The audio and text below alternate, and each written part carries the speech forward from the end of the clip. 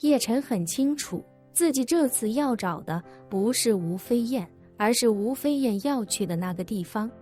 自己将孟长生的画像放出来，吴飞燕立刻让破清会进入静默，这一点证明他确实十分惶恐。但越是惶恐，他越是一个人悄悄来了华夏，而且去了10万大山，这就证明他眼下必然非常急迫。叶晨推测，他大概率是去寻找孟长生当年留下的秘密，或许就是长胜伯之前提到过的长生之秘。所以等吴飞燕离开10万大山之后，自己再进去寻找，先不管是否会有收获，最起码不会徒增危险。而与此同时，在10万大山，吴飞燕如武侠片里吊着威亚飞檐走壁的女侠一般，在深山中的密林之间快速穿梭。寻常人眼中的崇山峻岭、深山老林，在她面前简直如履平地。虽然他在大山之中越走越深，但状态却是越走越顺。当他远离了高速公路，渐入深山之后，他发现眼前的10万大山与300年前相比并没有什么变化，这里青山依旧，也依旧杳无人烟。吴飞燕凭借当年的记忆，在深山之中从天亮走到了天黑。入夜的山林之中，伸手不见五指，月光和星光几乎都被茂密的树木遮挡。而且由于入夜后空气湿度越来越大，山林之中已然被雾气笼罩，普通人在这里寸步难行。吴飞燕却仿佛能看穿黑暗与迷雾，一路速度不减，大步向前。此时他的四周尽是虫蛇鼠蚁，还有各种各样的动物野兽。可吴飞燕所到之处，所有动物均作鸟兽散，恨不得离他越远越好。吴飞燕在迷雾中穿行了将近半个小时之后，来到一处地势极低的山谷底部。这里的迷雾已然有些厚重的惊人，空气中的湿度甚至夸张到能够挤出水来。而由于山谷地势太低，大量湿气与二氧化碳沉积在此，以至于谷底的含氧量非常低，普通人在这里根本就不可能存活太久。更可怕的是，这里的空气不只是湿气与二氧化碳，还有大量腐烂的树木与泥沼散发出的类似沼气的有毒成分，经过不知多少年的发酵与各种天然的化学反应，形成了对哺乳动物毒性很大的瘴气。而且这里虽然没有什么人烟，但经常有觅食的野生动物误打误撞地来到这里。动物进来之后，很快便因为缺氧以及空气中的有毒成分而昏迷，直至死亡。死亡后，尸体便在其中腐烂，腐烂的尸体经过微生物的分解，让这里的空气变得更加危险。若是真有人瞎了狗眼，翻越无数座山来到这里，那基本上也是个有去无回。不过当吴飞燕来到这里的时候，她的表情却没有半点紧张，反而是愈发的激动兴奋起来。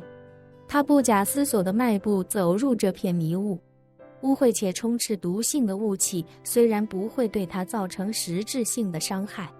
但却让她有些恶心。于是他便屏住呼吸，一路走向最低最深处。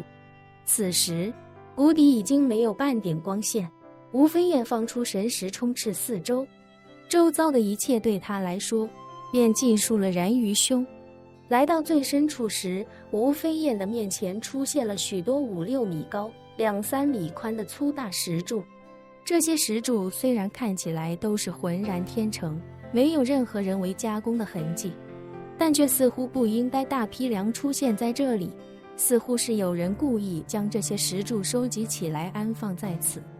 而且这些石柱数量很多，并且被摆放得如同石林一般杂乱无章。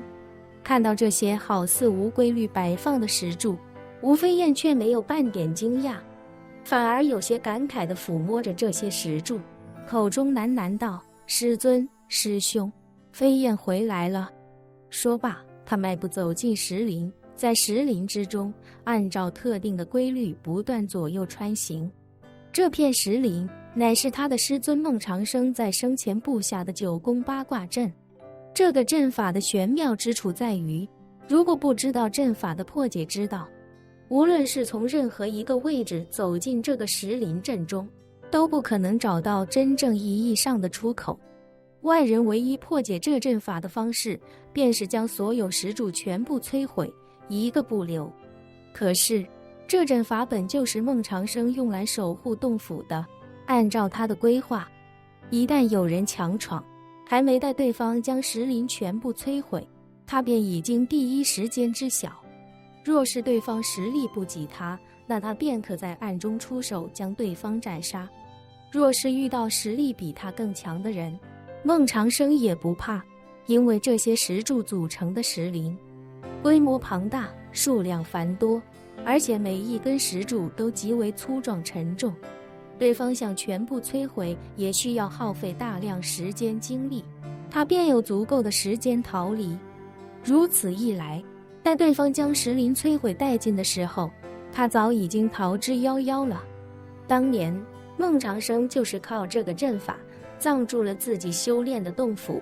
几百年来不曾有人能够闯入，唯二进入过的2个人，便是吴飞燕与他的师兄林竹鲁。再一次回到这里的吴飞燕，轻车熟路地选了一条路线，然后便快速在石林之中左右穿行。在多次穿行之后，吴飞燕忽然一个闪身，面前便出现了这八卦阵的出口，一道人工雕琢的拱形石门。石门的两侧分别用狂草的书法刻下了一副对联，上联是闭关修炼800载，下联是披星戴月近千年。上下联平平无奇，但横批却很是与众不同。别人的对联横批多是4个字，但这副对联的横批却是5，可得长生否？吴飞燕对这副对联十分熟悉，他抬头看向中间那5个字，口中喃喃道：“师尊，究竟何为长生？500载还是1000年？你活了1000年，给自己改名长生，在此地潜心修炼500载，可最后不也依旧难逃一死？这世界上到底有没有一种方式，能让人与天地同寿？”说到这里，吴飞燕嘲讽一笑，摇头道：“是飞燕想多了，你怎么会知道答案？若你知道，那300年前你也不会死了。”随即他没再多看这对联一眼，抬手将拱形石门推开，大门打开，门内便是一处约莫40平米的石室。吴飞燕对这里非常熟悉，当年他与师兄林竹鲁便整日在这里修炼。此时石室内还有2人当年打坐的蒲团，地面甚至还有黑漆漆早已干涸的血渍，这是他当年一剑刺伤林竹鲁时留下的。林飞燕有些恍惚，也有些错愕，他伸手抚摸着那干涸了300多年的血液，喃喃道：“师兄，当年飞燕刺在你心头的那一剑，至今仍令飞燕心头剧痛。当年你若是答应了飞燕，你我又怎会阴阳相隔300载？若当年你我联手，说不定早将青狗赶出关外，天下社稷还不都是你我2人的？只怪你不识时务，无福消受。”说着，他又不禁低声念叨着：“眼前一切与300年前相比，除了师兄的血干了之外，似乎不曾有任何变化。也就是说，过去这300多年，不曾有人再回来过这里。”于是他微微一顿，皱起眉头，如此说来，拿出师尊画像的人也不曾来过这里，叶长英夫妇也不曾来过这里，那个人究竟是谁？叶长英夫妇又是在哪找到的长生之秘？另外，新频道历史印记馆上线，欢迎观看。本期视频结束，欢迎订阅我的频道，这样就不会错过精彩内容。